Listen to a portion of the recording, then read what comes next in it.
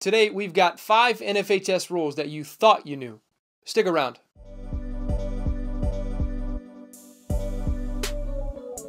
What's up, guys? I'm Zach, and today we've got 5 NFHS rules that you thought you knew.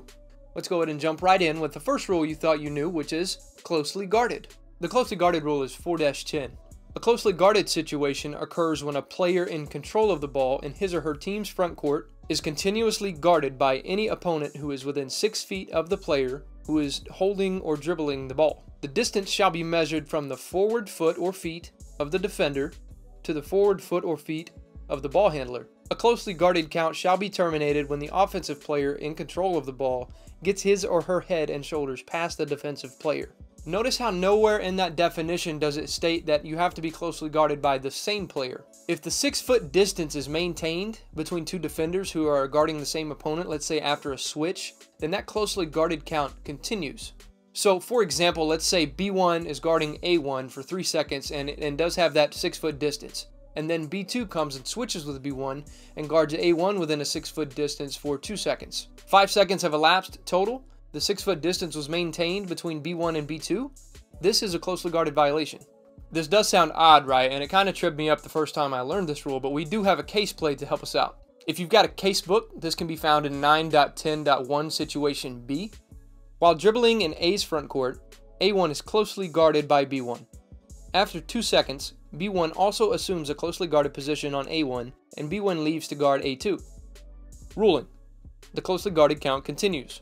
There is no requirement for the defensive player to remain the same during the count as long as A1 is closely guarded throughout. That's a rule that I thought maybe you didn't know, but luckily, now you do. Let's go ahead and move on to the second rule you thought you knew, which is basket interference. We're going to talk about basket interference and goaltending, which is the next rule you thought you knew, and we're going to compare them to a common misconception that I've seen from coaches and players in a lot of my games. The basket interference rule is rule 4-6. And basket interference occurs when a player touches the ball or any part of the basket, including the net, while the ball is on or within either basket. Article 2. Touches the ball while any part of the ball is within the imaginary cylinder, which has the basket ring as its lower base. The exception to Article 2 is basically a dunk. A dunk is not basket interference and is legal. Article 3. Basket interference occurs if a player touches the ball outside the cylinder while reaching through the basket from below. Finally, Article 4, basket interference occurs when a player pulls down a movable ring so that it contacts the ball before the ring returns to its original position. Hold your thoughts and questions. Let's talk about goaltending, which is rule 4-22, and then we'll come back to both of these. We're going to compare them and then talk about, again, a common misconception that I've seen a lot. Goaltending, rule 4-22. Goaltending occurs when a player touches the ball during a try or tap for field goal while the ball is in its downward flight entirely above the basket ring level, has the possibility of entering the basket in flight, and is not touching the basket cylinder, or a player touches the ball outside the cylinder during a free throw attempt. Now, I know you've all been waiting. What is that misconception that I've been talking about? Well, notice how nowhere in that rule does it ever say that goaltending or basket interference occurs when a player slaps the backboard intentionally. Here's an example of what I'm talking about. A1 is going up for a layup. The ball is on its downward flight. B1 comes and slaps the backboard so hard that the ring vibrates, causing the ball to fall off the ring. This is not basket interference. This is not goaltending. This can be a player technical foul. Let's jump over to Rule 10-4, Article 4, a player technical, which says, a player shall not illegally contact the backboard or the ring by B, intentionally slapping or striking the backboard, or causing the ring to vibrate while a try or tap for field goal is in flight or is touching the backboard or is in the basket or in the cylinder above the basket. Take a look at both of these definitions for basket interference and goaltending right here. Again, neither one of these has anything to do with the player slapping the backboard. All of this falls under a player technical foul, and it can be a technical foul. It does not have to be. According to 10-4 Article 4, it is a player technical foul if, and only if, the player does this intentionally. In your judgment, you're going to have to judge again. Did that player do this intentionally? Did he intentionally slap the backboard? Did he intentionally cause the ring to vibrate? Or was he just going up and trying to block the shot, and then he just so happened to slap the backboard and just so happened to make the ring vibrate? In that case, it's a legal play. Let's say though that you determine that that player does it intentionally. For example, the player B1 is on the other side of the rim as A1 is going up for the shot. B1 slaps the backboard on the other side. He made no attempt to block the shot. He just intentionally slapped the backboard. Now the ring has vibrated and the shot falls off the ring due to that vibration. By rule, this is not goaltending. This is not basket interference, and you cannot count that basket. What you can do though, by rule, is assess B1 a player technical foul. It's a scenario that I've seen in a few of my games where coaches and players want that to be a goaltending. They want that basket to count. But by rule, it does not count. Again, it's a player technical. Hopefully that cleared up a little bit of confusion. If you've ever seen that play in your game, let me know in the comments. I want to know, how did players react to that? How did coaches react when you didn't count that basket and instead you gave them a technical foul? The next one that you thought you knew was the resumption of play procedure. You can find the definition of the resumption of play procedure in Rule 4-38, but I'm going to go ahead and jump over to Rule 7-5. The big question is, and the reason I bring this up is, when can we use the throw-in procedure?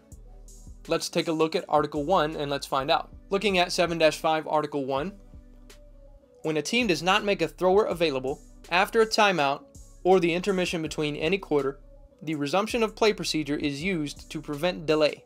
The administering official will sound the whistle to indicate play will resume. In each situation, the ball shall be put in play if Team A is ready, or it shall be placed on the floor. The throw-in count shall begin, and if a violation occurs, the procedure will be repeated for Team B. Following a violation by one team only, if that team continues to delay when authorized to make a throw-in, it's a technical foul. Finally, D, following a violation by both teams, any further delay by either team is a technical foul. So now we know that we can use the resumption of play procedure when a team does not make a thrower in available. Are there any other times we can use this? That answer is yes, and to answer this question we can jump over to Rule 8-1. We can also use the resumption of play procedure if a free thrower is not made available. The rule reference for this is Rule 8-1, Article 2. Following a timeout or intermission, the resumption of play procedure may be used to prevent delay. The administering official shall sound the whistle to indicate that play will resume. The ball shall be placed at the disposal of the thrower, or placed on the floor at the free throw line, and the count shall begin. Either or both teams may be charged with a violation. Following a violation by one or both teams, if the offending team continues to delay, a team technical foul shall be ruled. So let's say we have a timeout, a free thrower is not made available directly after that timeout. We can blow the whistle, use the resumption of play procedure, and put that ball on the floor. We then would know by the free throw restrictions on the shooter that that shooter has 10 seconds to shoot. Those are two examples of each time when the resumption of play procedure can be used. When a team fails to provide a thrower in, or we could use it in a free throw scenario when a free throw shooter is not provided or is not at the line. The last rule we're going to talk about today, and the last rule that you thought you knew, is the warning for delay. There are 4 times when we can use a warning for delay. Let's go over to Rule 4-47. A warning to a team for delay is an administrative procedure by an official which is recorded in the scorebook by the scorer and reported to the head coach. The first time we can use a warning for delay is in Article 1. For a throw-in plane violation, as in Rules 9-2-10 and in Rules 10-2-1C. Let's jump over to that first one, Rule 9-2-10. The opponents of the thrower shall not have any part of his or her person through the inbound side of the throw-in boundary line plane until the ball has been released on a throw-in pass. So the defender on a throw-in scenario is not allowed to break the vertical plane of the boundary line. The first time I do it and I reach over, it's a warning for delay. The second time I do it, I reach over, it is a team technical foul. The second warning for delay is in Article 2 of 4-47. For a huddle by either team and contact with the free thrower, as in Rule 10-2-1D. If 2 or more players are huddling in the free throw lane, we have a warning for delay. If they do it again, it's a team technical foul. It's also a warning for delay if a defensive player makes contact with the free thrower. Kind of makes sense. If the defensive team makes contact with the free thrower, they are delaying his or her attempt to shoot that free throw. The first time, again, is a warning for delay. The second time is a team technical foul. The third type of warning for delay is found in Article 3 for interfering with the ball after a made basket. This is the most common one that I see, and probably you guys see as well. After a made basket, usually A1, the scorer will slap the ball and it goes away from the end line. That's a warning for delay. Again, that's the most common one that I think everybody's kind of familiar with. The last one is in Article 4 for failure to have the court ready to play following any timeout, as in Rule 10-2-1F. A great example of that is, let's say a coach wants to be sneaky and they want to have more time to talk to their team, so they accidentally get somebody to bump them, and then water goes on the floor. Great tactic, I guess it's smart, it's sneaky, but you're probably going to get caught and hit with a warning or a team technical.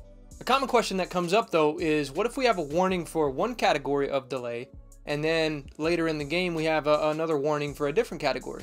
Like, for example, in the first quarter, A1 slapped the ball, delaying the game, so we have a delay of game warning there. Later in the game, A2 receives a boundary plane warning. Now, what do we have? Do we have a technical foul in this scenario? The answer is absolutely yes. If you receive one warning for a delay of any category, and then at any point during the game later, you receive another warning in a different category, it does not matter. It is still a team technical foul. Hopefully today we have cleared up some of your confusions on the rules that you thought you knew. If you liked this video, please take a second to consider subscribing, liking the video, and maybe leaving me a comment letting me know which one was your favorite rule that you thought you knew. All of this interaction really helps the channel, it helps me grow, and it helps me reach other officials. After you've done that, make sure you check out some of my other videos here. Thank you guys, and I'll see you in the next video.